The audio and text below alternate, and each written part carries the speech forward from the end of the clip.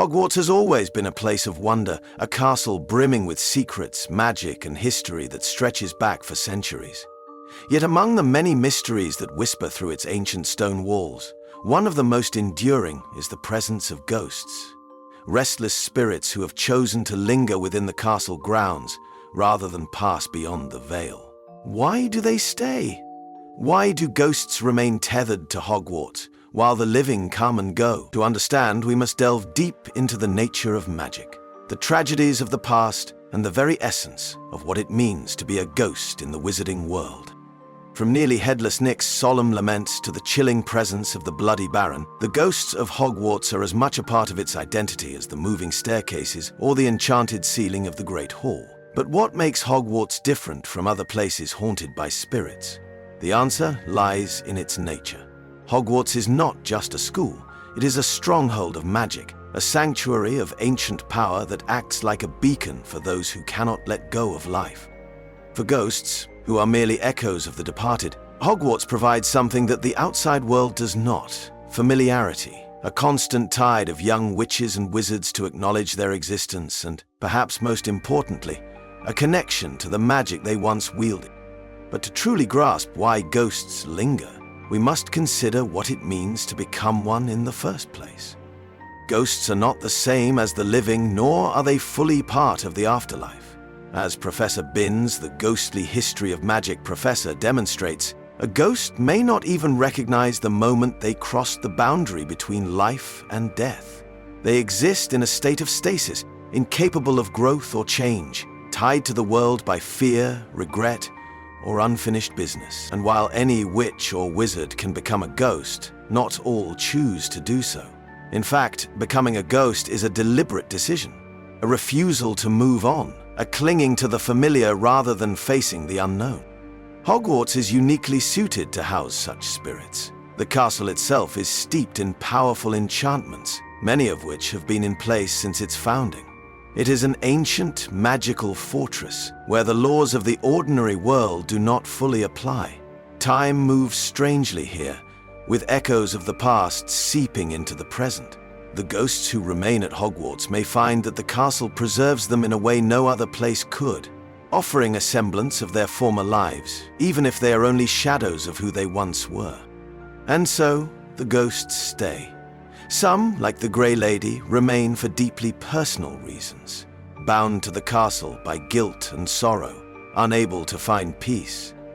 Others, like the Fat Friar, take comfort in the familiar rhythms of school life, in the laughter of students and the perpetual hum of learning. Yet even in their spectral existence, the ghosts of Hogwarts serve as reminders of the school's long and sometimes dark history, of the choices one makes in life and in death, and of the undeniable power of magic to shape fate itself.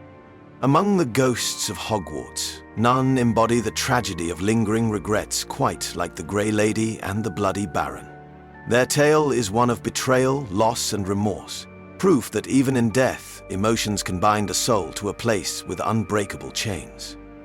The Grey Lady, once Helena Ravenclaw, fled with her mother's most prized possession, the fabled diadem that promised wisdom beyond measure. Her mother, Rowena Ravenclaw, sent a man who loved Helena to retrieve her.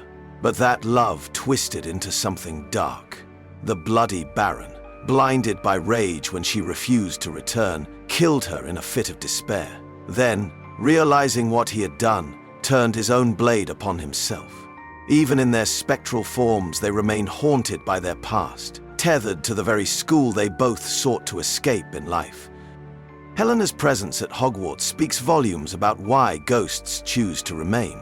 She does not find joy in her existence. She lingers because she cannot let go of what she has done, or what was done to her. The same can be said for the Bloody Baron, his robes forever stained with spectral blood, a constant reminder of his crime. If the afterlife holds any kind of judgment, neither of them seem willing to face it. Instead, they remain within the castle's walls, caught in an unending cycle of guilt and grief. They are bound to Hogwarts because Hogwarts is the only place that understands their sorrow, where their story is still whispered by students in darkened corridors. But not all ghosts remain out of sorrow. Some stay for the comfort of the known. The fat friar, ever the jolly presence of Hufflepuff House, was executed by his fellow clergy for what they saw as excessive kindness, curing the sick with magic and pulling rabbits out of the communion cup. In death, he chose to remain at Hogwarts, where acceptance is offered to those of all magical abilities, and where he could continue in his role as a gentle guide to young witches and wizards. He, perhaps more than any other, is proof that not all ghosts are tormented.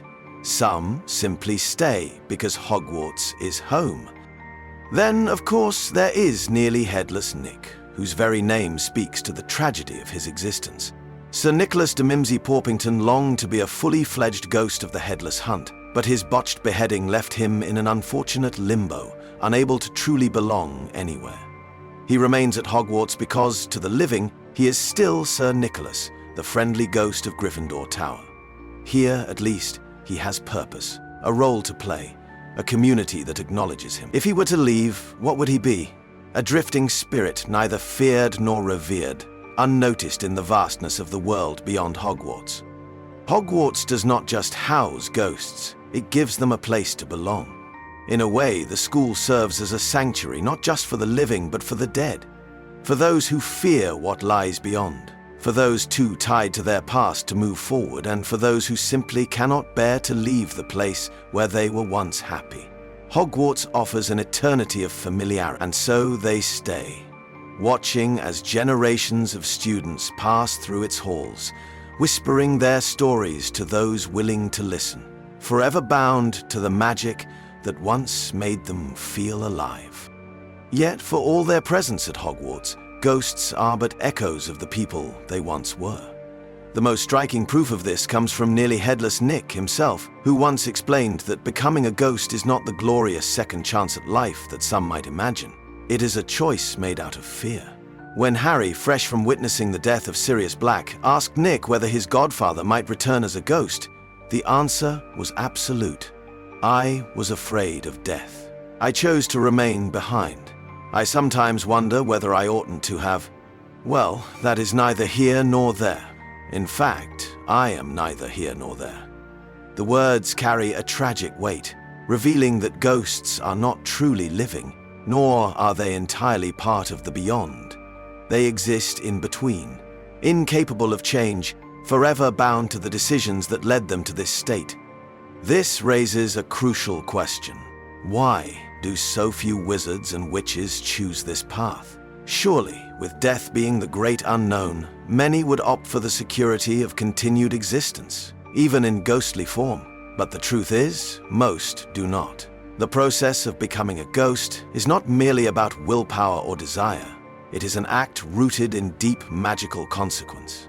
Wizards who become ghosts do not do so because they long for adventure, nor because they have grand unfinished business. They do so because they fear the alternative more than anything else. And Hogwarts, with its centuries of magical history, is a place where such souls can find shelter, surrounded by magic that resonates with their lingering presence. This, perhaps, explains why Hogwarts has more ghosts than any other known wizarding institution. A place as ancient and powerful as Hogwarts has absorbed centuries of emotions, fears, and memories. It is a castle filled with the traces of every spell cast within its walls, every laugh that has rung through its corridors, every duel, every tear, every moment of triumph and defeat. Magic clings to the stones, creating a space where the past is never truly gone, where echoes can linger longer than they should. For ghosts who are already caught in an endless loop of their own making, Hogwarts is a place that does not demand they move on. It allows them to remain. Even the very nature of Hogwarts encourages this lingering. The castle is enchanted in ways that no other place in the wizarding world quite matches. Doors appear and disappear, staircases shift, and rooms seem to hold memories of their own, materializing only when needed. In a place where time and space bend to the will of magic, it is no wonder that ghosts find it difficult to leave. If a castle can keep secrets locked within its walls, why should it not also keep the souls that belong to it? And so, the ghosts of Hogwarts do not wander the world, nor do they fade into myth.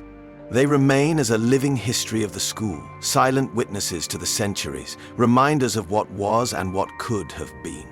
They are not trapped in the traditional sense. No spell binds them, no curse forces them to stay. Instead, they are bound by their own choices, their own fears, and by the one thing Hogwarts has always offered its inhabitants, a place where they will always belong. If ghosts are echoes of the past, then Hogwarts itself is a living memory, a place where the past and present intertwine in ways that few can truly comprehend. This is why students, year after year, feel the presence of those who came before them, why the ghosts of Hogwarts are not mere specters, but part of the very fabric of the school. The castle does not simply house them, it remembers them. It preserves them in a way no other place could, allowing their stories to endure long after they have left the realm of the living. And in return, the ghosts serve as stewards of its history, silent custodians of its legacy. But for all their knowledge, there are limits to what ghosts can do. Unlike the enchanted portraits that line the walls of Hogwarts, ghosts are not mere impressions of their former selves, left behind like ink on parchment. They are consciousness frozen in time, capable of thought and feeling, but forever unable to grow. Nearly Headless Nick may recount his botched execution 100 times over, but he will never move beyond it. The Grey Lady may whisper her tragic tale to those who seek her wisdom, but she will never escape the sorrow that keeps her bound to the castle. Even Professor Binns, who famously one day left his body behind and continued teaching as though nothing had changed, remains stuck in his eternal routine, unaware that life has passed him by. This immobility is both a blessing and a curse.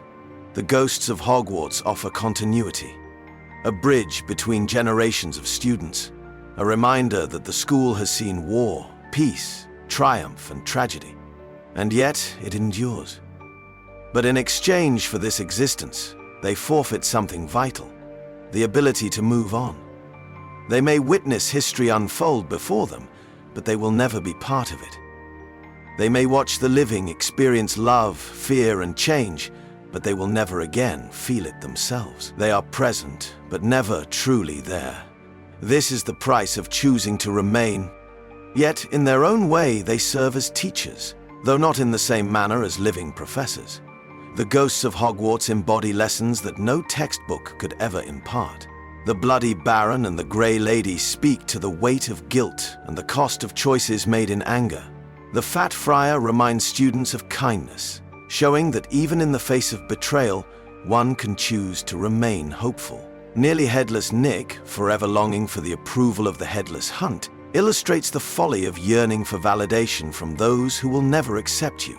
Even Peeves, the mischievous poltergeist, who is not a ghost at all but something older and wilder, serves as a reminder that Hogwarts is not just a school, but a place where magic itself has a sense of humor. The ghosts may not grow, but those who listen to their stories do. And perhaps that is why they stay. Not just out of fear or regret, but because, in the ever-changing world of the living, they still have a purpose. They are warnings, guides, and echoes of a past that refuses to be forgotten. In a school where the next great wizarding hero could be sitting in the Great Hall at any moment, the ghosts of Hogwarts remain. Not just to haunt, but to remind, to teach, and to bear witness to the magic that never truly fades. So, why do ghosts stay at Hogwarts and never leave? The answer is not as simple as fear, nor as straightforward as regret. It is something deeper, something woven into the very essence of magic itself. Hogwarts is not just a place where young witches and wizards learn spells. It is a sanctuary of memories, a crossroads of past and present, where the echoes of those who came before still linger in the shadow. For the ghosts, Hogwarts is more than a castle. It is the only home they have left. In truth, Hogwarts is as much theirs as it is the students who pass through its halls. The living may change, the world outside may shift and evolve, but the ghosts remain, eternal and unyielding, tethered to the place where they found meaning, even if that meaning is locked in sorrow, nostalgia, or unfinished stories. They do not seek release because, for them, Hogwarts is not a prison. It is a refuge, a place where they are not forgotten. a place where their presence still matters. But there is a final irony in their existence. The ghosts of Hogwarts, for all their wisdom and all their history, serve as a reminder of something fundamental about magic itself. That not even the greatest spells can hold back the tide of time. That change is inevitable, and clinging to the past, no matter how comforting, comes at a cost. The ghosts are not trapped by Hogwarts, they are trapped by... Perhaps in the end, that is the final lesson they offer. That life, for all its uncertainties, is meant to be lived. That fear of the unknown should not keep us from moving forward. That the true magic of Hogwarts is not in the ghosts who linger, but in the students who come, learn, grow, and one day find the courage to leave. And so, the ghosts remain. As the years pass and the castle continues to stand, they will be there, drifting through the halls, whispering secrets to those who dare to listen, forever watching, forever waiting. Not because they must, but because they cannot imagine being anywhere else.